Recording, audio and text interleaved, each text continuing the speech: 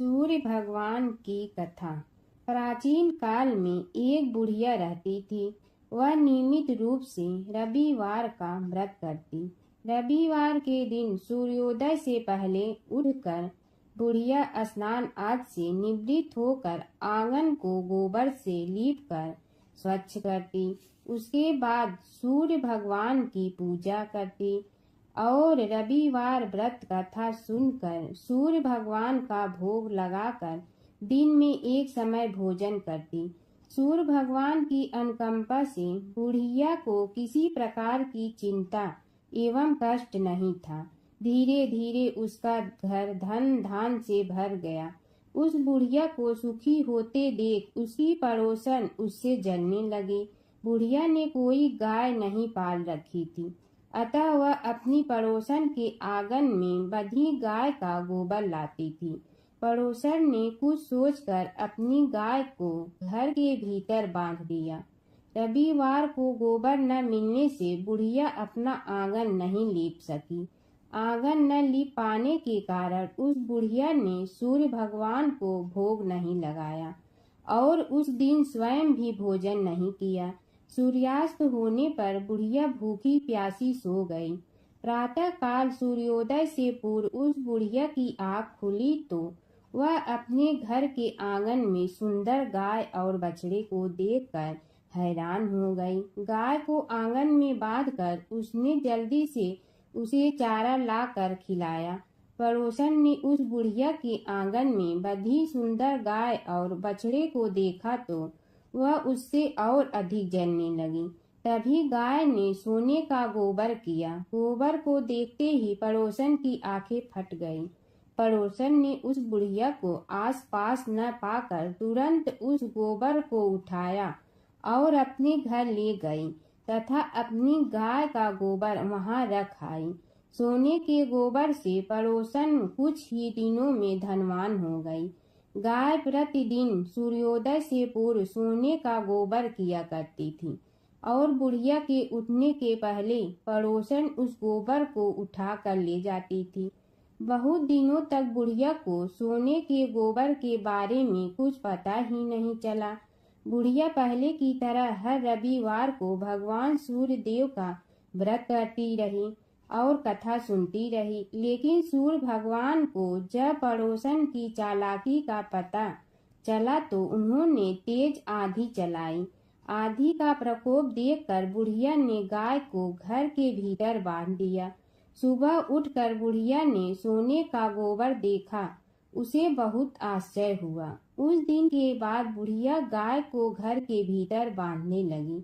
सोने के गोबर से बुढ़िया कुछ ही दिन में बहुत धनी हो गई।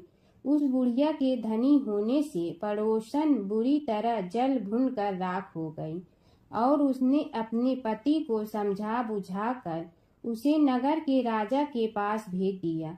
सुंदर गाय को देखकर राजा बहुत खुश हुआ।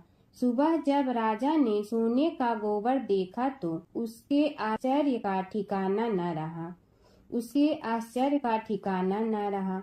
उधर सूर्य देव भगवान को भूखी प्यासी बुढ़िया को इस तरह प्रार्थना करते देख उस पर बहुत करुणा आई। उसी रात सूर्य भगवान ने राजा को स्वप्न में कहा, राजन, बुढ़िया की गाय व बछड़ा तुरंत लौटा दो, नहीं तो तुम पर विपत्तियों का पहाड़ टूट पड़ेगा, तुम्हारा महल नष्ट हो जाएगा। सूर्य भगवान के स्वप्न से बुरी तरह भयभीत राजा ने प्रातः उठते ही गाय और बछड़े को बुढ़िया को लौटा दिया। राजा ने बहुत सा धन देकर बुढ़िया से अपनी गलती के लिए क्षमा मांगी। राजा ने पड़ोसन और उसके पति को उनकी इस दुष्टता के लिए दंड दिया। फिर राजा ने पूरे राज्य में घोषणा करा दी कि सभी स्त्री पुरुष रविवार का व्रत किया करें। रविवार का व्रत करने से सभी लोगों के घर धन धान से भर जाते हैं। राज्य में चारों ओर खुशहाली छा गई। स्त्री पुरुष सुखी जीवन यापन करने लगे तथा सभी लोगों के शारीरिक कष्ट भी दूर हो गए। सूर्य भगवान की कथा। सूर्य और चंद्र इस पृथ्वी के सबसे साक्षात देवता हैं। जो हमें प्रत्यक्ष उनके सर्वोच्च दिव्य स्वरूप में दिखाई देते हैं। वेदों में सूर्य को जगत की आत्मा कहा गया है। समस्त चराचर जगत की आत्मा सूर्य ही है। सूर्य से ही इस पृथ्वी पर जीवन है। वैदिक काल से ही भारत में सूर्योपासना का प्रचलन चला आ रहा है। वेदों की ऋचाओं में अनेक स्थानों पर सूर्य देव की स्तुति की गई है। पुराणों में सूर्य की उत्पत्ति, प्रभाव, स्तुति, मंत्र इत्यादि विस्तार से मिलते हैं। ज्योतिष शास्त्र में 9 ग्रहों में सूर्य को राजा का पद प्राप्त हुआ है। मार्कंडेय पुराण के अनुसार पहले यह संपूर्ण जगत प्रकाश रहित था। उस समय कमल योनि ब्रह्मा जी प्रकट हुए। उनके मुख से प्रथम शब्द ओम निकला, जो सूर्य का तेज रूपी सूक्ष्म रूप था।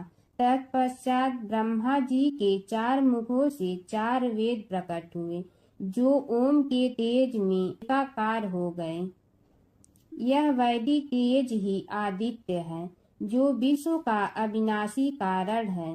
ये वेद स्वरूप सूर्य ही सृष्टि की उत्पत्ति, पालन व संहार के कारण है। ब्रह्मा जी की प्रार्थना पर सूर्य ने अपने महातेज को समेटकर स्वल्प तेज को ही धारण किया। सृष्टि रचना के समय ब्रह्मा जी के पुत्र मरीचि हुए, जिनके पुत्र ऋषि कश्यप का विवाह आदिति से हुआ। आदिति ने घोर तप भगवान सूर्य को प्रसन्न किया, जिन्होंने उसकी इच्छा पूर्ति के लिए सुषुम्ना नाम की किरण से उसके गर्भ में प्रवेश किया। गर्भावस्था में भी अदिति चंद्रायण जैसे कठिन व्रतों का पालन करती थी। ऋषि राज कश्यप ने क्रोधित होकर आदिति से कहा, तुम इस तरह उपवास रखकर गर्भस्थ शिशु को क्यों मारना चाहती हो? यह सुनकर देवी आदिति ने गर्भ के बालक को उदर से बाहर कर दिया, जो अपने अत्यंत दिव्य तेज से प्रज्वलित हो रहा था। भगवान सूर्य शिशु रूप में उस गर्भ से प्रकट हुए। आदिति को मारीच अंडम कहा जाने का कारण यह बालक मार्तंड नाम से प्रसिद्ध हुआ। ब्रह्मा पुराण में अदिति के गर्भ से जन्मे सूर्य के अंश को विवस्वान कहा गया। गणेश और बुढ़िया माई की कथा। एक बुढ़िया थी, वह बहुत ही गरीब और दृष्टिहीन थी। उसके एक बेटा और बहू थे। वह बुढ़िया सदैव गणेश जी की पूजा किया करती थी। एक दिन गणेश जी प्रकट होकर उस बुढ़िया से बोले, बुढ़िया माँ, तू जो चाहे सो मांग ले।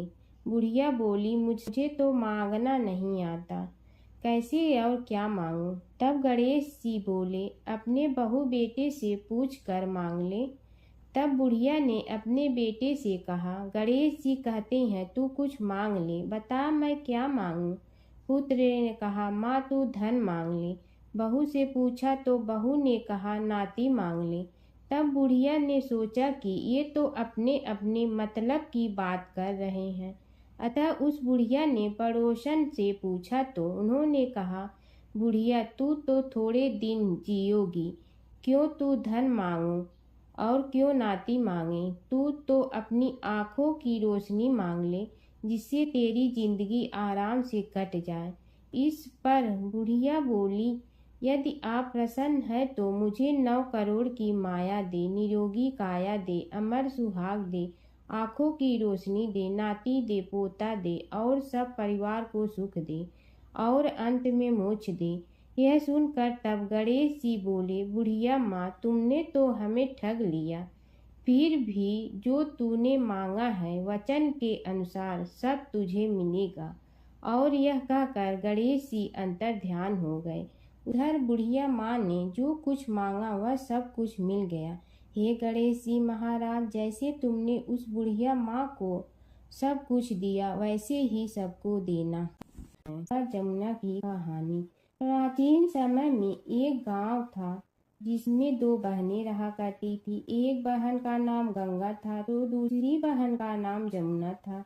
एक बार दोनों बहनें एक साहूकार के खेत से गुजर रही थी तो जमुना ने 13 दाने जौ के तोड़ लिए, जिसे देख गंगा बोली कि तुझे तो ग्रहण लग गया, तूने चोरी की है।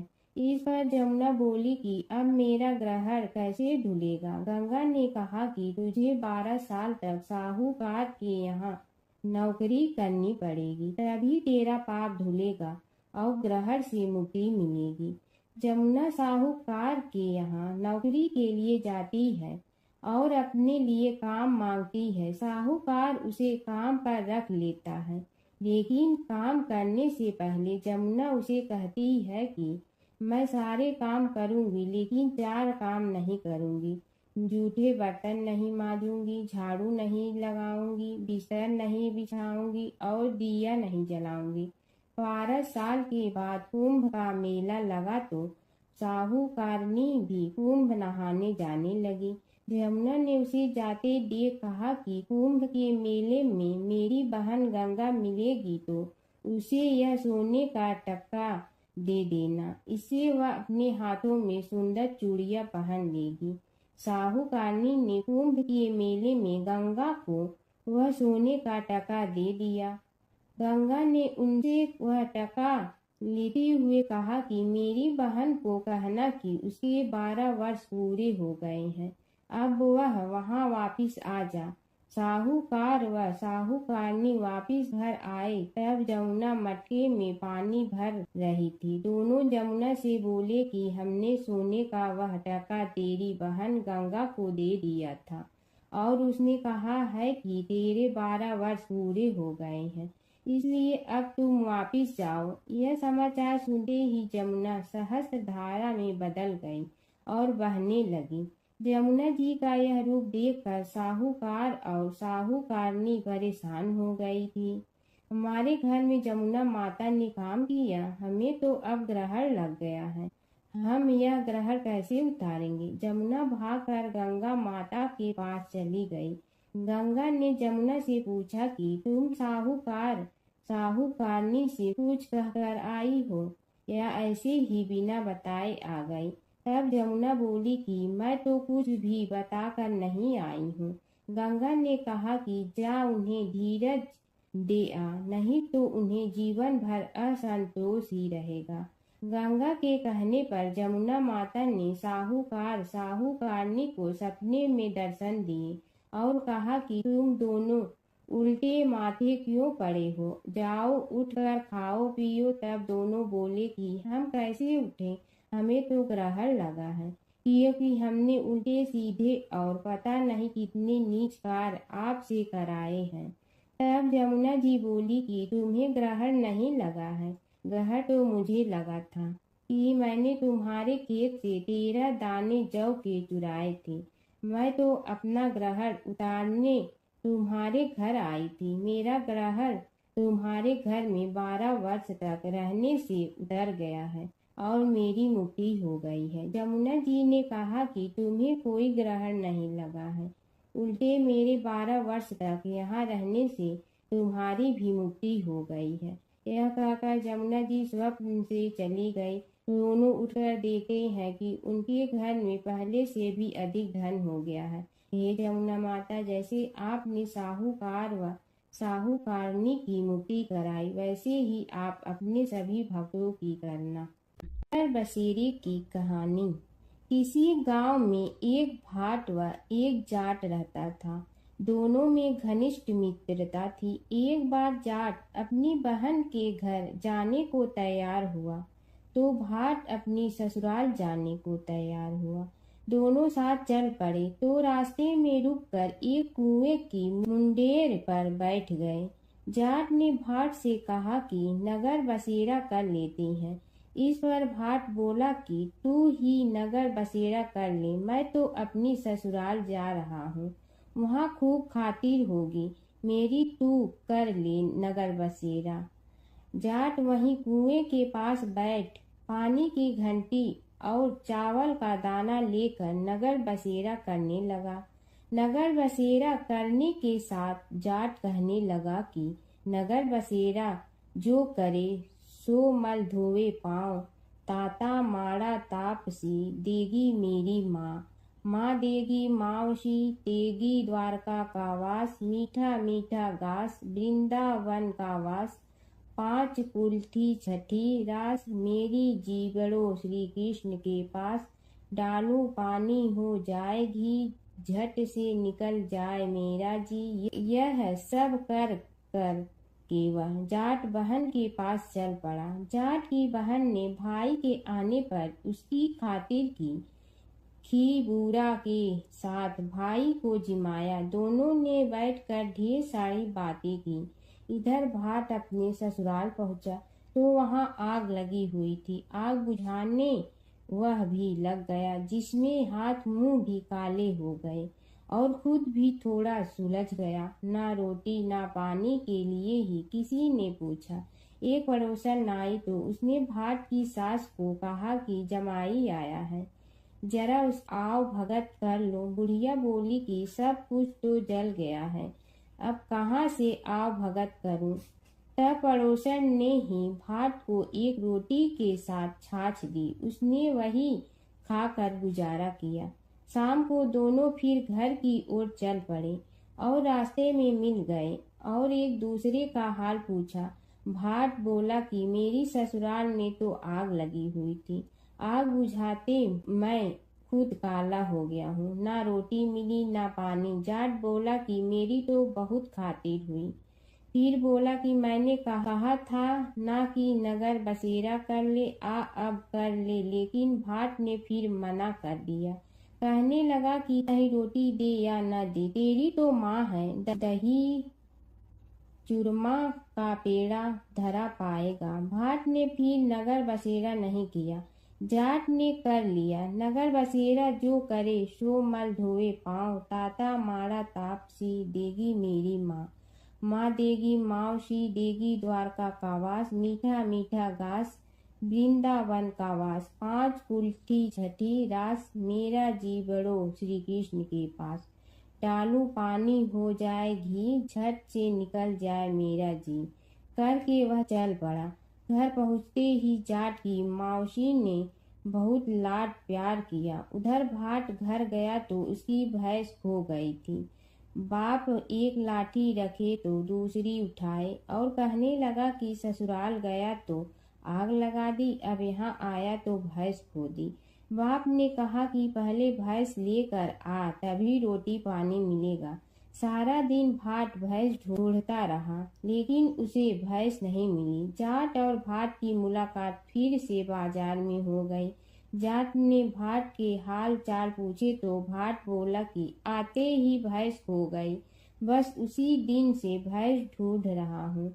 रोटियां का तो पूछो ही मत। जाट ने कहा कि मैंने तो पहले ही कहा था कि नगर बसेरा कर ले। जाट की बात सुनकर भाट बोला कि तेरे नगर बसेरे में इतनी ताकत है तो चल अब कर लेते हैं। दोनों ने बैठकर नगर बसेरा किया। नगर बसेरा जो करे सो मल धोवे पाँव। ताता माड़ा तापसी देगी मेरी माँ। माँ देगी मावशी देगी द्वारका का वास, मीठा मीठा घास वृंदावन का वास। पाँच कुल्थी छठी रास मेरा जीवड़ो श्री कृष्ण के पास। डालू पानी हो जाए घी झट से निकल जाए मेरा जी। दोनों के नगर बसेरा करने पर भाट जैसे ही आगे बढ़ा तो उसकी खोई भैंस मिल गई, जिसे लेकर घर पहुंचा। घर पहुंचते ही माँ ने कहा कि लड़के को आते ही घर से निकाल दिया, सारे दिन से ये भूखा प्यासा भटक रहा है। यह कहकर उसकी माँ ने उसको खूब खिलाया पिलाया। इस घटना के बाद सारे नगर में ढिंढोरा पिटवा गया कि कब कोई अपने पीहर या सास से आते जाते नगर बसेरा करें। जैसे भाट को नगर बसेरा करने का फल मिला, वैसे ही हर किसी को मिलती है। माता सीता की कथा। यह कहानी सीता माता कहती थी और श्री राम इसे सुना करते थे। एक दिन श्री राम भगवान को किसी काम के लिए बाहर जाना पड़ा तो सीता माता कहने लगी कि भगवान, मेरा तो 12 वर्ष का नित्य नियम है, अब आप बाहर जाएंगे तो मैं अपनी कहानी किसे सुनाऊंगी। श्री राम ने कहा कि तुम कुएं की पाल पर जाकर बैठ जाना और वहाँ जो औरतें पानी भरने आएंगी उन्हें अपनी कहानी सुना देना। सीता माता कुएं की पाल पर जाकर बैठ जाती हैं। एक स्त्री आई, उसने रेशम की जड़ी की साड़ी पहन रखी थी और सोने का घड़ा ले रखा था। सीता माता उसे देख कहती हैं कि बहन, मेरा 12 वर्ष का नितनेम सुन लो। पर वह स्त्री बोली कि मैं तुम्हारा नितनेम सुनूंगी तो मुझे घर जाने में देरी हो जाएगी और मेरी सास मुझसे लड़ेंगी। उसने कहानी नहीं सुनी और चली गई। उसकी रेशम जड़ी की साड़ी फट गई। सोने का घड़ा मिट्टी के घड़े में बदल गया। सास ने देखा तो पूछा कि ये किसका दोष अपने सिर लेकर आ गई है। बहू ने कहा कि कुएं पर एक औरत बैठी थी। उसने कहानी सुनने के लिए कहा, लेकिन मैंने सुनी नहीं, जिसका यह फल मिला है। बहू की बात सुनकर अगले दिन वही साड़ी और घड़ा लेकर सास कुएं की पाल पर गई। सास को वहीं माता सीता बैठी मिली तो माता सीता ने कहा कि बहन, मेरी कहानी सुन लीजिए। सास बोली कि एक बार छोड़, मैं तो 4 बार कहानी सुन लूंगी। राम आए लक्ष्मण आए, देश के पुजारी आए, नित नेम का नेम लाए, आओ राम बैठो राम। तपी रसोई जियो राम, माखन मिश्री खाओ राम। दूध बतासा पियो राम, सूत के पल का मोठो राम। साल दुसाला पोठो राम, साल दुसाला ओढ़ो राम। जब बोलो जब राम ही राम, राम संवारे सबके काम। खाली घर भंडार भरेंगे, सबका बेड़ा पार करेंगे। श्री राम जय जय राम। सास बोली कि बहन, कहानी तो बहुत अच्छी लगी। कहानी सुनकर सास घर चली गई और उसकी साड़ी फिर से रेशम जड़ी की बन गई। मिट्टी का घड़ा फिर सोने के घड़े में बदल गया। बहू कहने लगी, सासू माँ, आपने ये सब कैसे किया? सास ने कहा कि बहू, तू दोष लगा के आई थी और मैं अब दोष उतार कर आ रही हूँ। बहू ने फिर पूछा कि वह कुएं वाली स्त्री कौन है? सास बोली कि वे सीता माता थी। वे पुराने से नया कर देती हैं, खाली घर में भंडार भर देती हैं। वह लक्ष्मी जी का वास घर में कर देती हैं। आदमी की जो भी इच्छा हो उसे पूरा कर देती हैं। बहू बोली कि ऐसी कहानी मुझे भी सुना दो। सास बोली कि ठीक है, तुम भी सुनो। और सास ने कहानी शुरू की। राम आए लक्ष्मण आए, देश के पुजारी आए, नित नेम का नेम लाए, आओ राम बैठो राम। तपी रसोई जियो राम, माखन मिश्री खाओ राम। दूध बतासा पियो राम, सूत के पल का मोठो राम। साल दुसाला पोठो राम, साल दुसाला ओढ़ो राम। जब बोलो जब राम ही राम, राम संवारे सबके काम। खाली घर भंडार भरेंगे, सबका बेड़ा पार करें। श्री राम जय राम।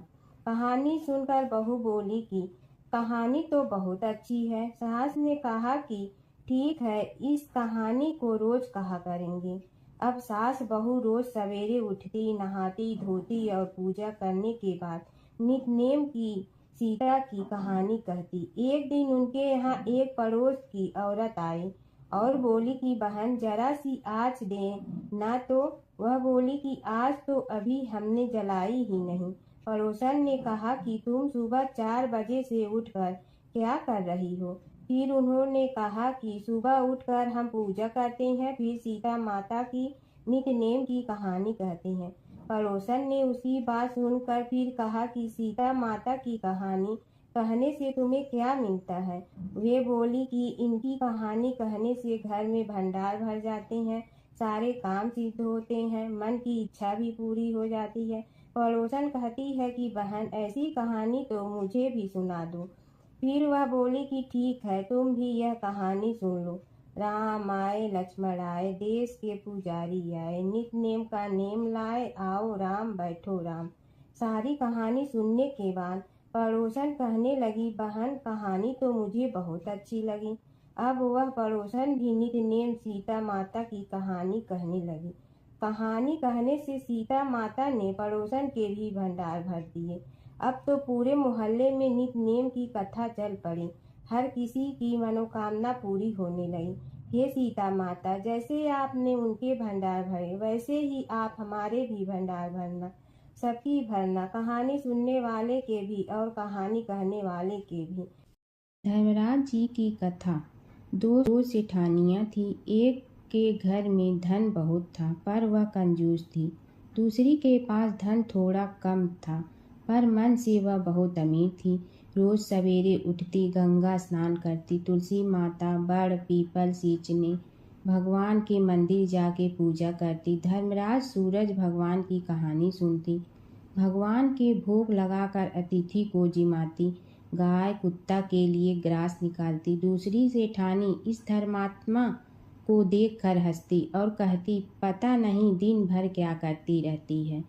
थोड़े समय बाद दोनों सेठानियों को भगवान का बुलावा आया। धर्मात्मा सेठानी के तो यमराज जी ने विमान भेजा और दूसरी को दूत मारते ही ले गया। रास्ते में सेठानी बोली, मेरे को भूख लगी है। तो दूत बोले, किसी को कुछ दिया होगा तो मिलेगा। फिर बोली, प्यास लगी है। दूत बोले, किसी को पानी पिलाया तो मिलेगा। रास्ते में उसे काट चुभने लगे, गर्मी पड़ने लगी, पर दूत तो उसे घसीटे ही ले गए। अब सेठानी बहुत पछताने लगी कि सब कुछ होते हुए भी दान धर्म नहीं किया। इतने में यमराज का दरबार आया। धर्मात्मा बुढ़िया को भगवान के पास सिंहासन मिला और वह उस पर बैठी थी। उधर दूसरी सेठानी को तपते कुंड में डाल दिया। अब सेठानी यमराज से बोली, मुझे 1.25 पहर का जीवन दान दे दो, मैं वापस आकर दंड भोग लूंगी। यमराज बोले, ठीक है। सेठानी के शरीर में वापस प्राण डाल दिए।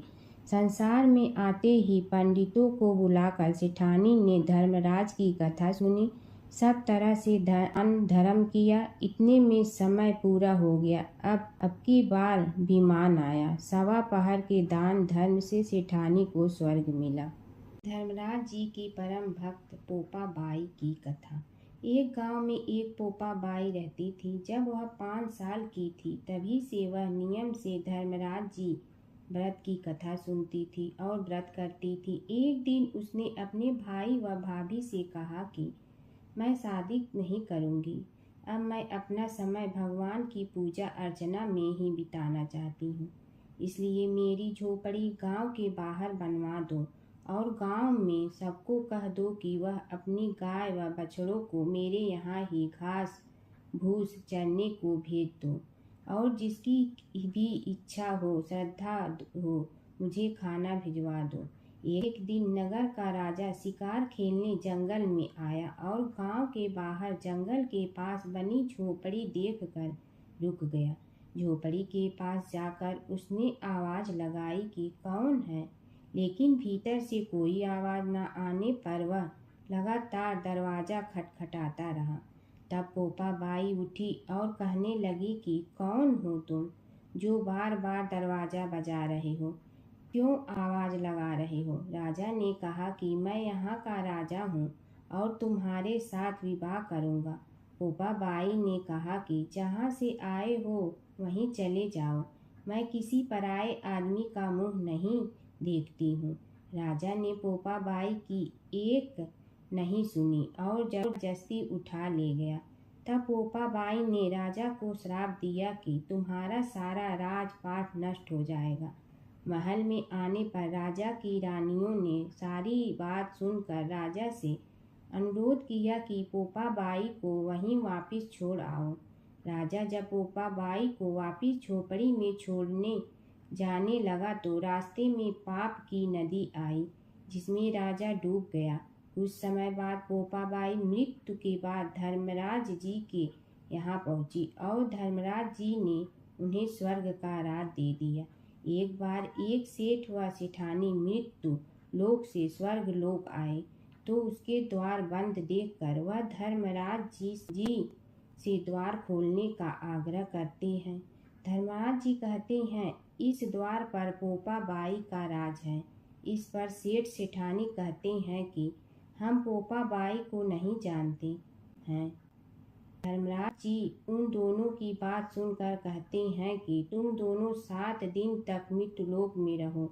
8 खोपड़ा से राई भरकर 5 कपड़े ऊपर रखकर कहानी सुनकर उद्यापन करना और कहना कि राज है। पोपा बाई लेखा लेगी राई राई का। सारे बोलो पोपा बाई की जय। कीड़ी नगरा सींचने की कहानी। एक गांव में एक बुढ़िया माई रहती थी। उसके 2 बेटे तथा बहू भी थे। बुढ़िया माई भगवान श्री हरि विष्णु की परम भक्त थी। अपना जीवन दान धर्म पुण्य कार्य कर्मों में लगाती थी। परंतु बुढ़िया माई कभी भी मंदिर और सत्संग में व तीर्थ स्थानों पर नहीं जाती थी। एक बार गांव में भागवत कथा हो रही थी। बेटे ने कहा, माँ आप सारा दिन घर में रहती हैं, आप मंदिर में भागवत कथा सुनने क्यों नहीं जाती? बुढ़िया माई ने बेटे का मन रखने के लिए कह दिया कि आज जाऊंगी, परंतु नहीं गई। ऐसा करते करते 6 दिन निकल गए। बुढ़िया माई के बेटे ने कहा, माँ आज अंतिम दिन है, आज तो कथा सुनने आपको जाना ही पड़ेगा। सारा दिन घर का काम करके बुढ़िया माई ने जाते जाते इतनी देर कर दी कि अंतिम दिन की भागवत कथा भी समाप्त हो गई। भगवान श्री हरि विष्णु सन्यासी का रूप धारण करके बुढ़िया माई के पास आए और बोले, बुढ़िया माई तुम कहाँ जा रही हो? बुढ़िया माई ने कहा, मैं भागवत कथा सुनने जा रही हूँ। तब सन्यासी रूपधारी भगवान श्री हरि विष्णु ने कहा, अब इतनी देर से क्यों जा रही हो? वहाँ तो अब कथा समाप्त हो गई है, अब वहाँ जाकर क्या करोगी? बुढ़िया माई ने कहा, अब घर से निकली हूँ तो जाकर ही रहूंगी। सब सन्यासी रूपधारी भगवान श्री हरि विष्णु ने कहा कि अब कथा समाप्त हो गई, भक्त लोग भी अपने अपने घर चले गए, अब तुम वहाँ से क्या लाओगी? तो बुढ़िया माई बोली, कुछ नहीं तो मैं वहाँ से एक ईंट ही उठा लाऊंगी। तो सन्यासी रूपधारी भगवान श्री हरि विष्णु बोले, तुम वहाँ से मिट्टी की ईंट लाओगी, उसके बदले में मैं तुम्हें एक सोने की ईंट दे देता हूँ। बुढ़िया माई ने ईंट ले ली और घर की तरफ चल पड़ी और विचार करने लगी कि यदि यह ईंट मैं घर लेकर जाऊंगी तो बेटे बहू झगड़ने लगेंगे। इसीलिए घर के आंगन में बाहर ही बुढ़िया माई ने वह ईंट जमीन में गाड़ दी। परंतु अब बुढ़िया माई का ध्यान उस ईंट पर ही रहने लगा। खाने पीने घर के काम करने में सदैव बुढ़िया माई अपना ध्यान सोने की ईंट पर ही लगाई रखती। बेटे बहू ने पूछा, माँ पूरे दिन घर के आंगन में क्या करती रहती हो? तो बुढ़िया माई ने कहा, मैं आने जाने वाले को देखती रहती हूँ। एक दिन बुढ़िया माई मर गई। यमराज के दूत बुढ़िया माई को लेने आए। बुढ़िया माई को लेकर धर्मराज जी के पास पहुँचे और धर्मराज जी को सारी बात बतलाई। धर्मराज जी ने बुढ़िया माई को कुतिया की योनि दे दी और कुतिया उसी पेड़ के नीचे बैठी रहती। बुढ़िया माई की बहू ने कहा, इस कुतिया को यहाँ से भगाओ, नहीं तो यह बच्चों को काट जाएगी।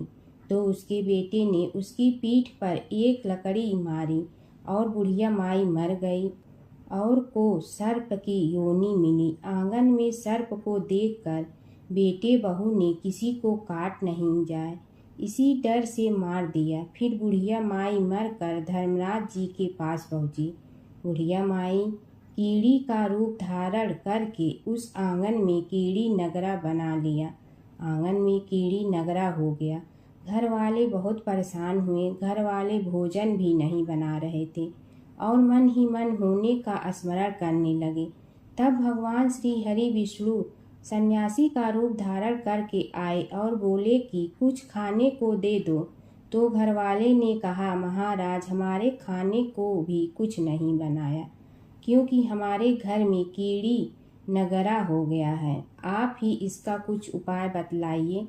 तब महाराज जी ने आंगन में खोदा और सोने की 28 निकाली और दोनों बेटों को दे दी और कहा, तुम्हारी माँ के नाम से दान पुण्य करना, धर्मशाला बनवाना, स्कूल बनवाना, प्याऊ लगवाना, गौशाला में गाय के चारे खाने की व्यवस्था करना। परंतु दोनों बेटे आपस में झगड़ने लगे कि तू दान कर, तू दान कर। किसी ने बुढ़िया माई के नाम से कोई दान नहीं किया और कीड़ी नगरा वहाँ उसी स्वरूप में स्थापित रहा।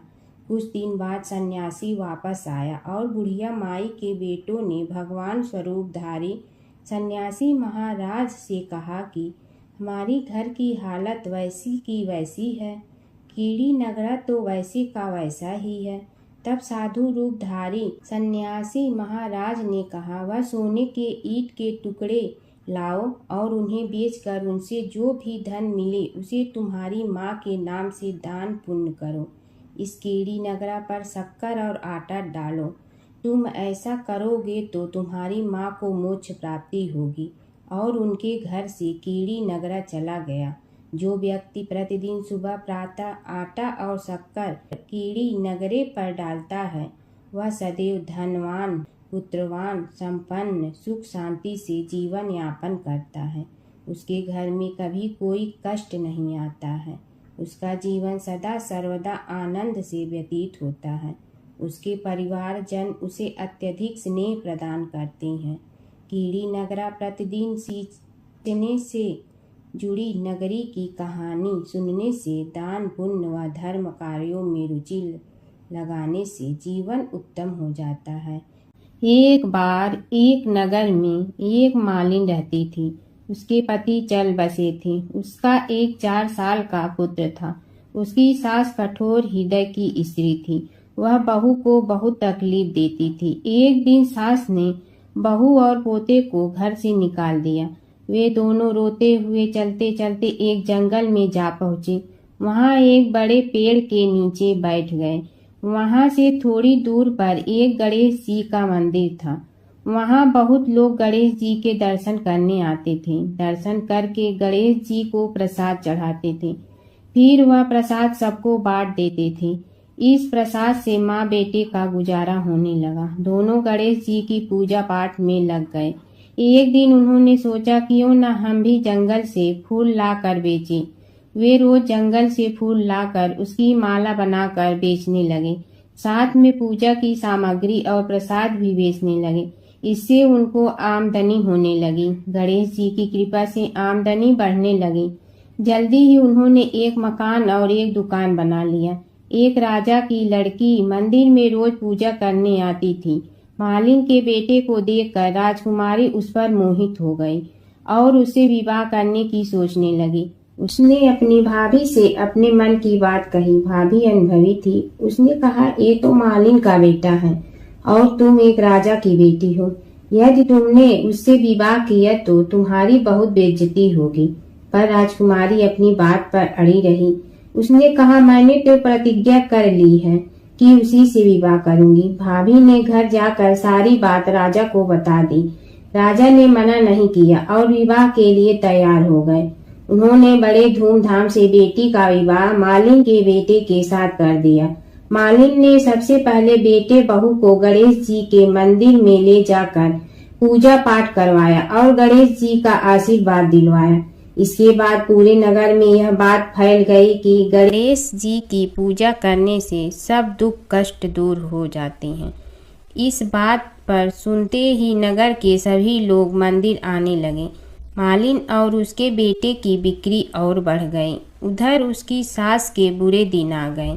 अन्नदाता उससे रूठ गए और वह भूखों मरने लगी। एक दिन वह रोती धोती उसी गणेश जी के मंदिर में आ पहुंची। वहां वह मालिन के बेटे से बोली, मैं भूखी हूँ, मुझे रोटी कपड़ा दे दो, इसके बदले में तुम्हारा सारा काम कर दूंगी। लड़के को दया आ गई और उसे काम पर रख लिया। उसने अपनी दादी को नहीं पहचाना। जब मालिन घर आई तो उसने सास को पहचान लिया। वह सास से बोली, सासू जी आप यहाँ कैसे? सास ने पोते की तरफ इशारा करके कहा, मेरी इस सेठ के यहाँ नौकरी लग गई है। बहू बोली, यह आपका पोता है। और यह घर भी आपका ही है, यह दुकान भी आपकी ही है। जब आपने हमें घर से निकाला तब गणेश जी ने हमारी रक्षा की। बहू की बात सुनकर सास बोली, मेरी करनी मैं भोगूंगी। बहू बोली, सासू जी अब आप हमारे यहाँ रहो और पोते का सुख देखो। हे गणेश जी महाराज, जैसा सुख आपने मालिन को दिया वैसा ही सुख सबको देना। एक बार अपने पुत्र के खातिर भगवान शिव और श्री कृष्ण के बीच छिड़ गया था प्रलयंकारी युद्ध। भगवान शिव जहाँ प्रलय के देवता हैं, वहीं श्री कृष्ण पालन करता। दोनों के कारण ही यह जगत सुचारू रूप से चल रहा है और दोनों महाशक्तिशाली हैं। लेकिन कभी आपने सोचा है कि अगर कभी दोनों में युद्ध हुआ तो उसका इस संसार पर क्या असर पड़ेगा और दोनों में से विजयी कौन होगा? चलिए जानते हैं एक पौराणिक कथा जहां इन दोनों के भयंकर युद्ध का वर्णन मिलता है। पौराणिक कथा के अनुसार एक बार राजा बलि के सबसे बड़े पुत्र बाणासुर ने शिवपुत्र कार्तिकेय की सुंदरता से मोहित होकर भगवान शिव का पुत्र बनने की इच्छा जताई। उसने भगवान शिव की कठोर तपस्या की, जिसके बाद शिव जी ने उसे अपने पुत्र के रूप में स्वीकार कर लिया। एक समय ऐसा आया जब बाणासुर की पुत्री उषा को श्री कृष्ण के पुत्र अनिरुद्ध से प्रेम हो गया। उषा की मायावी मित्र अप्सरा चित्रलेखा ने अनिरुद्ध और उषा का गंधर्व विवाह करा दिया। जब बाणासुर को यह बात पता चली तो उसने अनिरुद्ध का अपहरण कर उसे अपना बंदी बना लिया। फिर क्या था, श्री कृष्ण ने अपनी पूरी सेना के साथ बाणासुर की नगरी पर धावा बोल दिया। श्री कृष्ण और बाणासुर का युद्ध। बाणासुर श्री कृष्ण की नारायणी सेना से अकेले नहीं लड़ सकता था, इसलिए उसने भगवान शिव से मदद मांगी। अब युद्ध में श्री कृष्ण की नारायणी सेना के विरुद्ध बाणासुर की सेना के साथ भगवान शिव और कुमार कार्तिकेय भी लड़ रहे थे। युद्ध इतना भयानक था कि एक पल को लगा कि भगवान शंकर ने अग्निशस्त्र से गरुड़ पर सवार श्री कृष्ण, बलराम और प्रद्युम्न मारे गए। लेकिन उसी समय श्री कृष्ण ने वरुणास्त्र का प्रयोग कर महादेव के अग्नेस्त्र को शांत कर दिया। फिर शिव जी के अस्त्रों के जवाब में श्री कृष्ण ने वैष्णवास्त्र का प्रयोग किया, जिससे संपूर्ण जगत अंधकार में डूब गया। गुस्से में भगवान शंकर ने 4 पंखा वाला बाण अपने हाथ में ले लिया तो श्री कृष्ण ने जीभरास्त्र उठाया। इस तरह यह युद्ध समय के साथ विकराल हो गया और इस युद्ध से समस्त सृष्टि में हाहाकार मच गया। तब ब्रह्मा जी को युद्ध रोकने आना पड़ा। उन्होंने दोनों को सारी स्थिति स्पष्ट की कि किस प्रकार उनके युद्ध से संसार का विनाश हो रहा है। उनके समझाने के बाद महादेव युद्ध में पीछे हट गए, लेकिन कार्तिकेय और बाणासुर भगवान श्री कृष्ण से युद्ध करते रहे। जब श्री कृष्ण ने बाणासुर को परास्त किया, अंत में भगवान श्री कृष्ण ने युद्ध में बाणासुर को पराजित करने के लिए अपना सुदर्शन चक्र प्रयोग किया और उसकी मदद से बाणासुर के सहस्त्र भुजाओं को काट डाला। जैसे ही श्री कृष्ण अपने चक्र से उसका वध करने लगे, कार्तिकेय के साथ महादेव वहां फिर से पहुंच गए, लेकिन इस बार उन्होंने युद्ध करने के बजाय श्री कृष्ण से बाणासुर को माफ करने का अनुरोध किया। भगवान शिव ने श्री कृष्ण से कहा कि मैंने इसे अभय दान दिया है, इसलिए अगर आप इसका वध कर देंगे तो मेरा वचन झूठा पड़ जाएगा।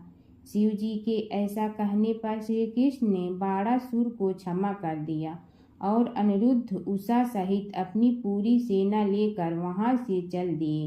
बाणासुर को आज भी अजर अमर माना जाता है और बाद में भगवान शिव के उसे अपने गढ़ों में शामिल कर लिया। प्राचीन काल की बात है। नैमिषारण्य क्षेत्र में ऋषि, महर्षि और साधु संतों का समाज जुड़ा था। उसमें श्री सूत जी भी विद्यमान थे। शौनक जी ने उनकी सेवा में उपस्थित होकर निवेदन किया कि हे अज्ञान रूप घोर तिमिर को नष्ट करने में करोड़ों सूर्यों के समान प्रकाशमान श्री सूत जी हमारे कानों के लिए अमृत के समान जीवन प्रदान करने वाले कथा तत्व का वर्णन कीजिए।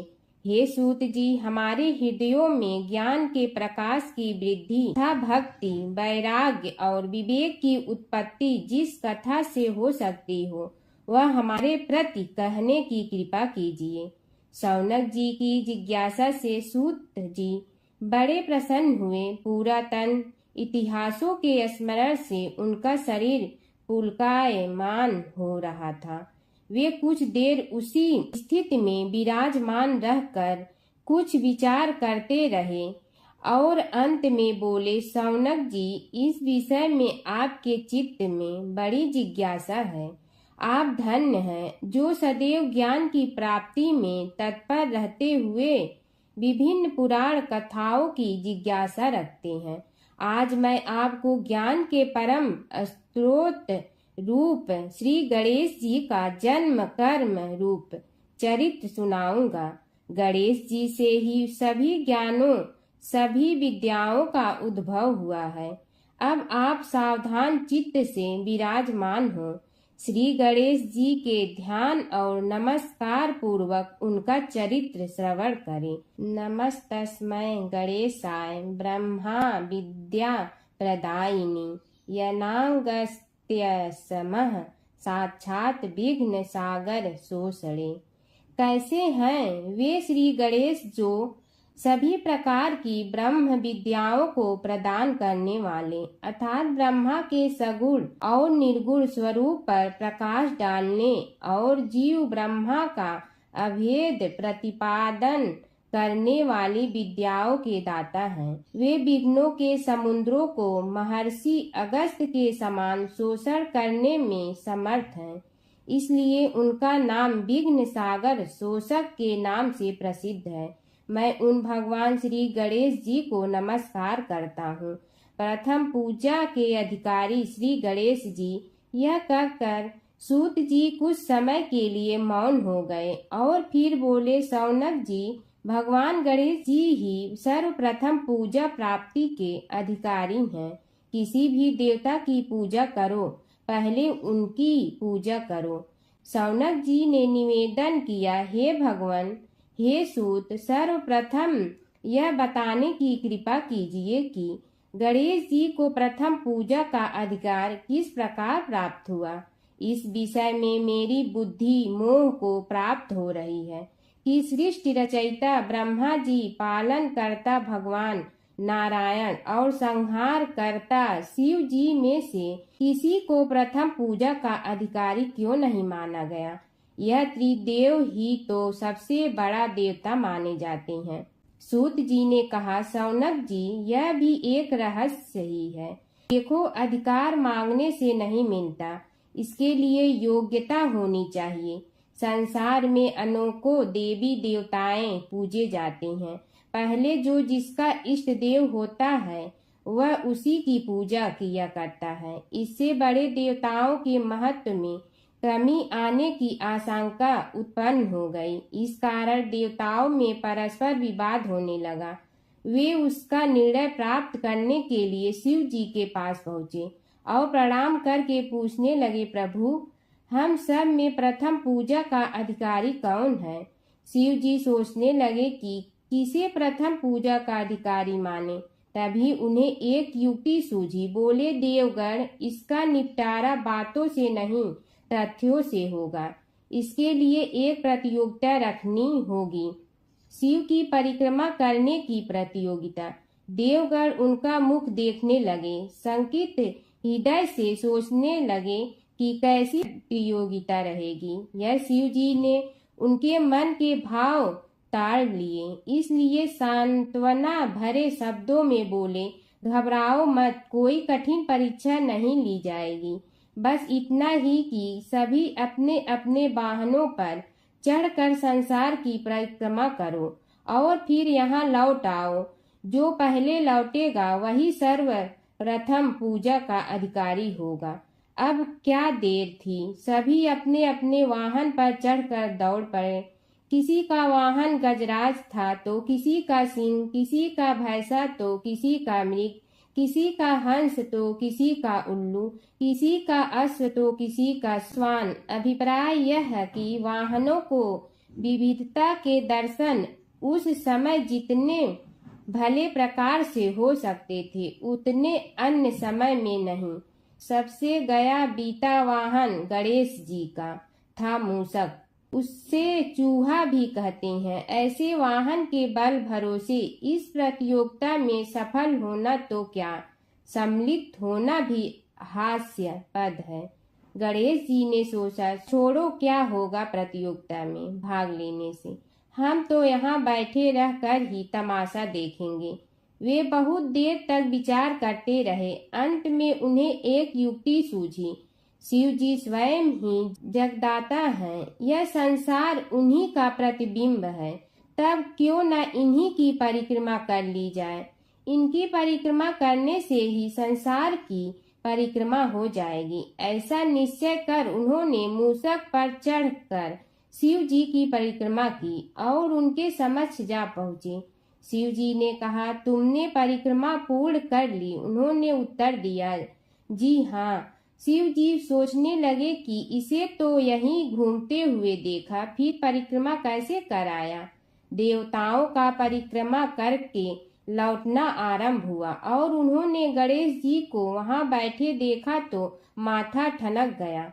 फिर भी साहस करके बोले, अरे तुम विश्व की परिक्रमा के लिए नहीं गए? गणेश जी ने कहा, अरे मैं कब का यहाँ आ गया। देवता बोले, तुम्हें तो कहीं भी नहीं देखा। गणेश जी ने उत्तर दिया, देखते कहाँ से, समस्त संसार शिव जी में विद्यमान है। इनकी परिक्रमा करने से ही संसार की परिक्रमा पूर्ण हो गई।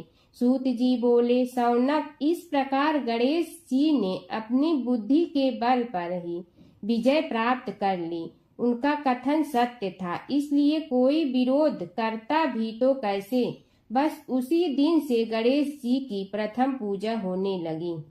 एक समय की बात है, एक भाई बहन रहते थे। बहन का नियम था कि वह अपने भाई का चेहरा देखते ही खाना खाती थी। हर रोज वह सुबह उठती थी और जल्दी जल्दी सारा काम करके अपने भाई का मुंह देखने के लिए उसके घर जाती थी। एक दिन रास्ते में एक पीपल के नीचे गणेश जी की मूर्ति रखी थी। उसने भगवान के सामने हाथ जोड़कर कहा कि मेरे जैसा अमर सुहाग और मेरे जैसा अमर पीहर सबको दीजिए। यह कहकर वह आगे बढ़ जाती है। जंगल के झाड़ियों के कांटे उसके पैरों में चुभा करते थे। एक दिन भाई के घर पहुंची और भाई का मुंह देखकर बैठ गई तो भाभी ने पूछा, पैरों में क्या हो गया है। यह सुनकर उसने भाभी को जवाब दिया कि रास्ते में जंगल के झाड़ियों के गिरे हुए कांटे पांव में चुभ गए हैं। जब वह वापस अपने घर आ जाए तब भाभी ने अपने पति से कहा कि रास्ते को साफ करवा दो, आपकी बहन के पांव में बहुत सारे कांटा चुभ गए हैं। भाई ने तब कुल्हाड़ी लेकर सारी झाड़ियों को काटकर रास्ता साफ कर दिया, जिससे गणेश जी का स्थान भी वहां से हट गया। यह देखकर भगवान गुस्सा हो गए और उसके भाई के प्राण हर लिए। लोग अंतिम संस्कार के लिए जब भाई को ले जा रहे थे तब उसकी भाभी रोते हुए लोगों से कही, थोड़ी देर रुक जाओ, उसकी बहन आने वाली है। वह अपने भाई का मुंह देखे बिना नहीं रह सकती है, उसका यह नियम है। तब लोगों ने कहा, आज तो देख लेगी पर कल कैसे देखेगी। रोज दिन की तरह बहन अपने भाई का मुंह देखने के लिए जंगल में निकली। तब जंगल में उसने देखा कि सारा रास्ता साफ किया हुआ है। जब वह आगे बढ़ी तो उसने देखा कि सिद्धिविनायक को भी वहां से हटा दिया गया है। तब उसने जाने से पहले गणेश जी को एक अच्छे स्थान पर रखकर उन्हें स्थान दिया और हाथ जोड़कर बोली, भगवान, मेरे जैसा अमर सुहाग और मेरे जैसा अमर पीहर सबको देना। और फिर बोलकर आगे निकल गई। भगवान सोचने लगे, अगर इसकी नहीं सुनी तो हमें कौन मानेगा, हमें कौन पूजेगा। तब सिद्धिविनायक ने उसे आवाज दी, बेटी, इस खेजड़ी की 7 पत्तियां लेकर जा और उसे कच्चे दूध में धोकर भाई के ऊपर छींटा मार देना, वह उठकर बैठ जाएगा। यह सुनकर जब पीछे मुड़ी तो वहां कोई नहीं था। फिर वह यह सोचने लगी कि ठीक है, जैसा सुना वैसा कर लेती हूँ। फिर वह 7 खेजड़ी की पत्तियां लेकर अपने भाई के घर पहुंची। उसने देखा वहां कई लोग बैठे हुए हैं। भाभी बैठी रो रही है और भाई की लाश रखी है। तब उसने पत्तियों को बताए हुए नियम के तहत भाई के ऊपर इस्तेमाल किया। तब भाई उठकर बैठ गया। भाई बोला बहन से, मुझे बहुत ही गहरी नींद आ गई थी। तब बहन बोली, यह नींद किसी दुश्मन को भी न आए। और उसने सारी बात अपने भाई को बता दी। भगवान शिव और कृष्ण जी की कथा हिंदू धर्म में महत्वपूर्ण स्थान रखती है। ये कथाएं अक्सर एक दूसरे से जुड़ी हैं, जिनमें शिव को कृष्ण का भक्त और कृष्ण को शिव का आराध्य बताया गया है। पुराणों में शिव और कृष्ण के कई लीलाओं का वर्णन है। कृष्ण के दर्शन के लिए शिव का साधु वेश में गोकुल जाना। एक पौराणिक कथा के अनुसार भगवान शिव एक साधु का वेश धारण करके गोकुल में कृष्ण के दर्शन के लिए गए थे। मैया यशोदा ने उन्हें भिक्षा देने के लिए आई, लेकिन शिव ने कृष्ण के दर्शन के अलावा कुछ भी स्वीकार करने से इनकार कर दिया। यशोदा ने पहले तो मना कर दिया, लेकिन बाद में पूर्णमासी काकी के समझाने पर उन्होंने कृष्ण को साधु के सामने प्रकट किया। शिव ने कृष्ण के दर्शन किए और उनके चरणों की छाप छोड़कर चले गए।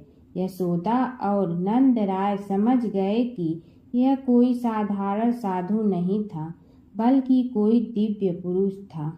नारद मुनि का घमंड। एक बार नारद मुनि को अपने ज्ञान और भक्ति पर घमंड हो गया। कृष्ण ने नारद मुनि की परीक्षा लेने के लिए उन्हें एक गांव में भेजा, जहां एक महिला अपने पति के बीमार होने पर बहुत दुखी थी। नारद मुनि ने महिला को समझाया कि वह भगवान से प्रार्थना करे, लेकिन महिला ने कहा कि वह अपने पति को कष्ट में नहीं देख सकती। तब नारद मुनि ने राधा से मिलने का फैसला किया।